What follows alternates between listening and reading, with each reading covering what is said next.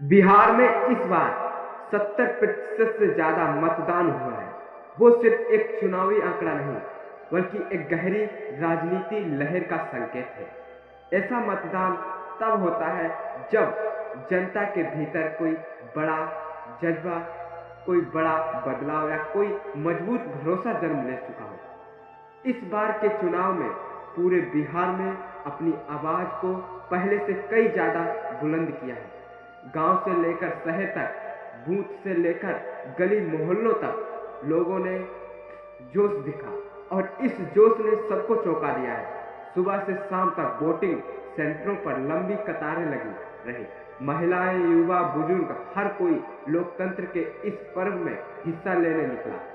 लेकिन असली सवाल अब यह है कि यह भारी मतदान किसके हक में गया? बदलाव की चाह में या स्थिरता की उम्मीद में? क्या यह वोट तेजस्वी यादव की हर घर नौकरी की पुकार का जवाब है, या फिर नीतीश कुमार की महिलाओं के सम्मान और विकास के भरोसे की गूंज पर जनता की मोहर? दरअसल इस बार की वोटिंग में महिलाओं की भागीदारी ने सबका ध्यान खींचा। कई जगहों पर महिलाओं की संख्या पुरुषों से ज्यादा रही और बिहार की राजनीति में यह कोई छोटी बात नहीं है। यह वही महिला वर्ग है जिसने पिछले 2 दशकों में बार बार नीतीश कुमार पर भरोसा जगाया और साइकिल योजना से लेकर कुशल राशि तक नीतीश ने महिलाओं को सम्मान और सुरक्षा देने की कोशिश की और अब वही महिलाएं उनके लिए एक बार फिर से सत्ता का रास्ता बन सकती हैं। उधर तेजस्वी यादव युवाओं के बीच रोजगार और बदलाव की नई उम्मीद लेकर आए हैं। उनकी रैलियों में युवाओं की भीड़ उमड़ी, हर घर नौकरी का वादा लोगों को आकर्षित करता दिखा।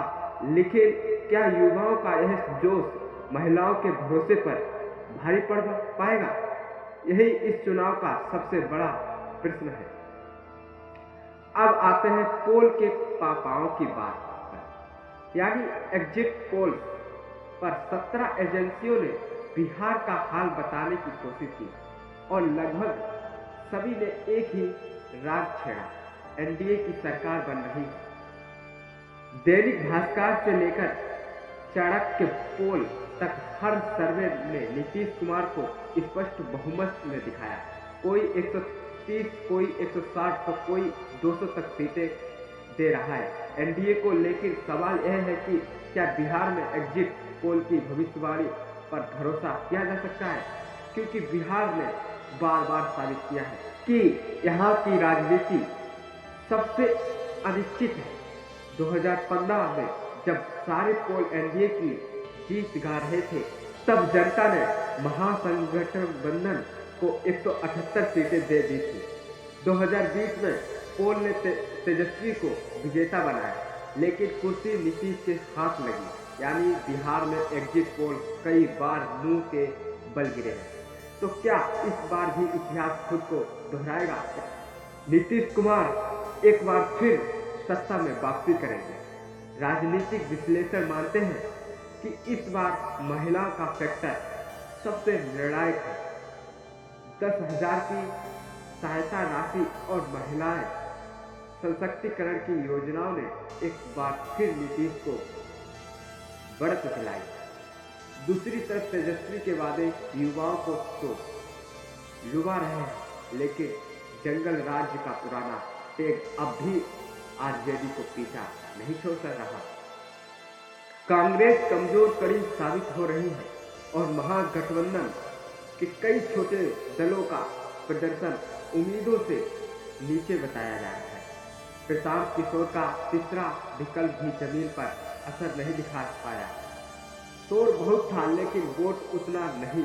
एनडीए खेमे में भी चिंता है, क्योंकि कुछ सीटों पर बड़ा मुकाबला है, लेकिन कुल मिलाकर हवा अब भी उनके पक्ष में दिख रही है। और यही है इस चुनाव की असली कहानी। एक तरफ 74 साल के नीतीश कुमार, जो 2 दशक से बिहार की राजनीति की सबसे स्तर तैयार है,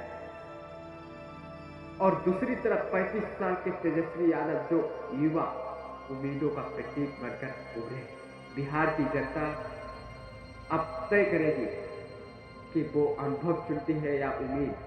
14 नवंबर को नतीजे आएंगे और तब साफ होगा कि यह ऐतिहासिक मतदान नीतीश के कमबैक की कहानी लिखेगा या तेजस्वी यादव के नए बिहार की सुरक्षा करेगा।